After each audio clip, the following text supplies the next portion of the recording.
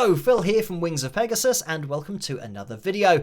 This is going to be a bit of an update and a follow-up to a video that I did recently on AI and something that the UK government here were making a move towards, or trying to bring in something that allowed AI to learn from everyone's copyright material in the UK by default, and that if you didn't want your copyright material to be stolen, you had to opt out of that. And I made a video. I think lots of people made videos and were very vocal about it, and so Paul McCartney was, who I mentioned in my previous video.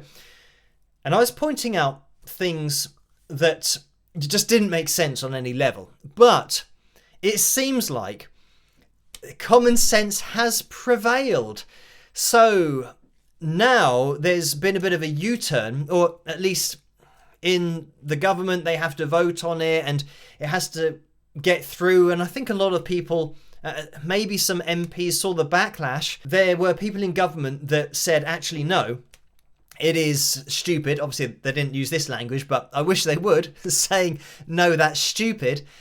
You should always have your copyright material belonging to you, and you should give permission for people to then use it, because that's kind of how the law works. First of all, reading this, it says the Labour government's AI Opportunities Action Plan, released just a few weeks ago, outlined a vision for making the UK a global leader in AI innovation. A key element of this plan included a shift in copyright law that would have allowed AI companies to train their models on copyrighted content by default, unless creators took action to opt out. So, the first thing I want to say is that the government have this idea and say, right, we're going to make the UK into a global leader in AI. And how are we going to achieve that? Right, well, we need to start feeding our AI loads of information. So they think, well, how can we do that? And they say, well, we'll just get everyone's copyright material and feed that in, unless they opt out. And what I would say is, hold on, who in the UK is going around saying, oh, you know what's really getting me down, and like, you know, a real heavy weight on my shoulders is that the UK isn't a leading, you know, or a global leader in AI. That's what's really getting me down on a day-to-day basis. I don't know what the government are thinking, that they've got this idea that they want to achieve that.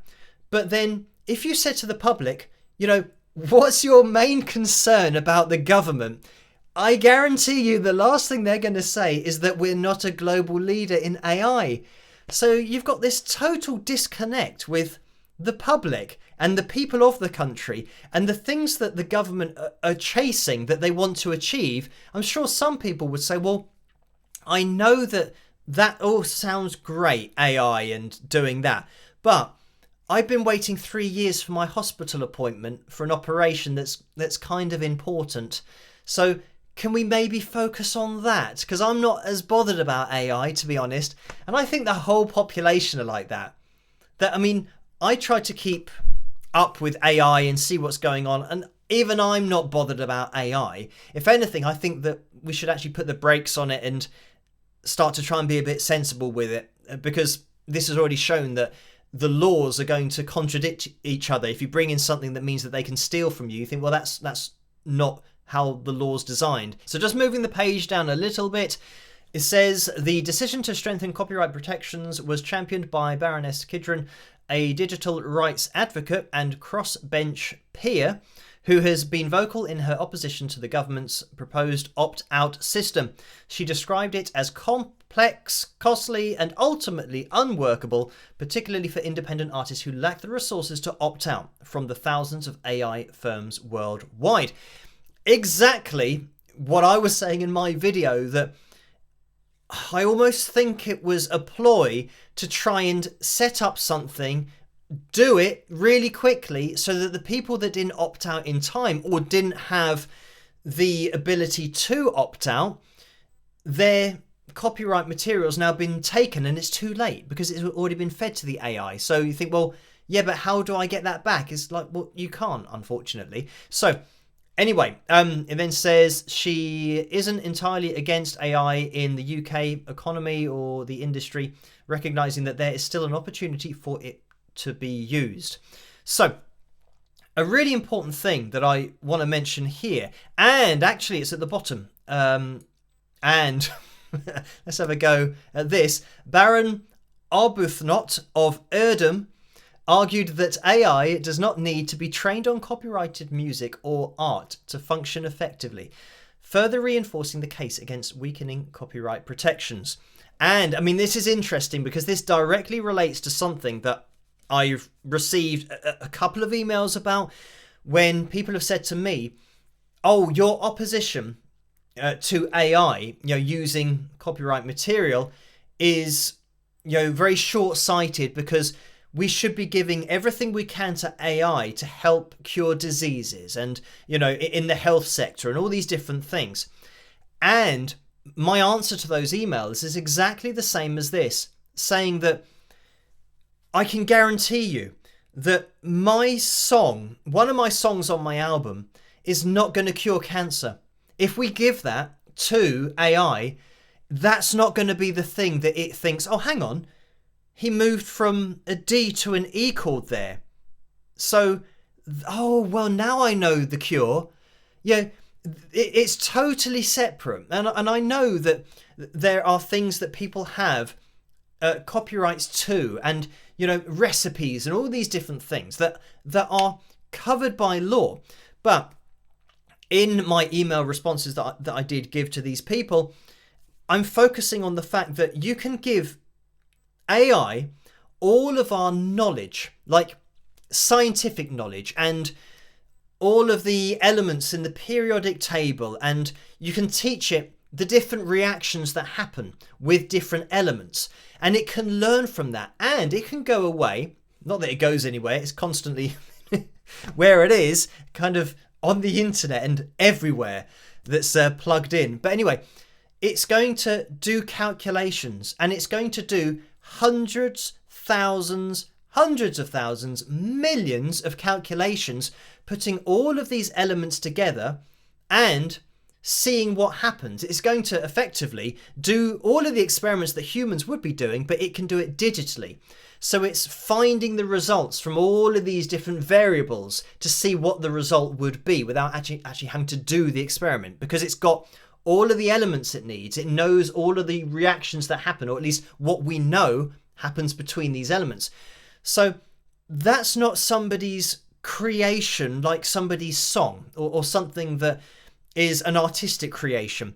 And you don't need those for that work and for that, health side of things. So for me, it's very clear what is a breach of copyright and, potentially prosecuting artists, and then using AI for, the health side of things. And I know that when you then get to a point of, imagine AI has come up with a vaccine that, cures a very prevalent disease, then a company might say, well, we want to copyright that, so you have to buy it from us. So then that's when the copyright law then comes in.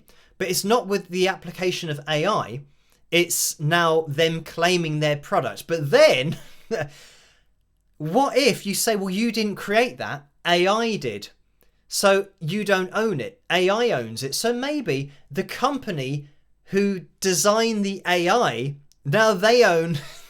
You can see what I'm thinking, that it can get so messy as to, well, who owns what now? And this is the problem. I already say that AI's kind of gone too far and it's out of control.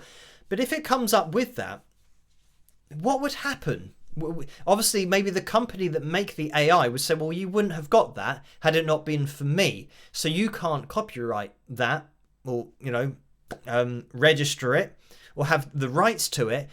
Maybe they have to do a deal with the AI company. All these different people that work in the health sector, they didn't design AI, but they will be using it. But the people that design the AI, they're the people behind the computers and writing the algorithms, and they know how it all works. So yeah, it's really difficult when you're talking about, same with music, really, with owning songs. And an AI song is that somebody's song or not, because AI was used to make it. Ironically, AI has taken thousands of people's other songs and learnt from those to then come up with a song. So those thousands of people could say, well, yeah, but I didn't agree to have my song put into that AI. But at least in the UK here, there's been a bit of a public outcry about it, and it's something that now won't go ahead from what I'm reading. So a positive result, and there are some people that still have a bit of common sense about it and can see the angle of what you have should be protected unless you agree to give it away. And yeah, I very much support that point of view. So as you guys know, I don't do political videos, but this is probably the second one in, 10 years? But it's because it does affect me directly that I think it's important to put my point of view out there.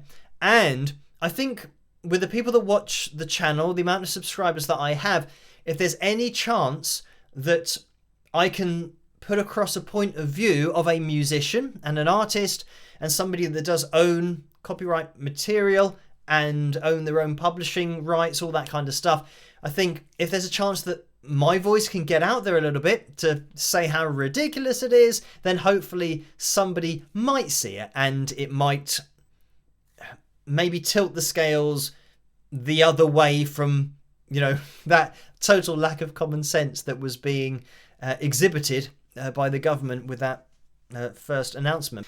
Thank you guys for watching this video. I hope you have enjoyed it. And if you did, please give it a thumbs up and subscribe. But I won't be doing political videos, just so you know, in the future. But keep those suggestions and requests coming for future analysis videos in the comments section below. And I'll catch you guys at the next one. Rock!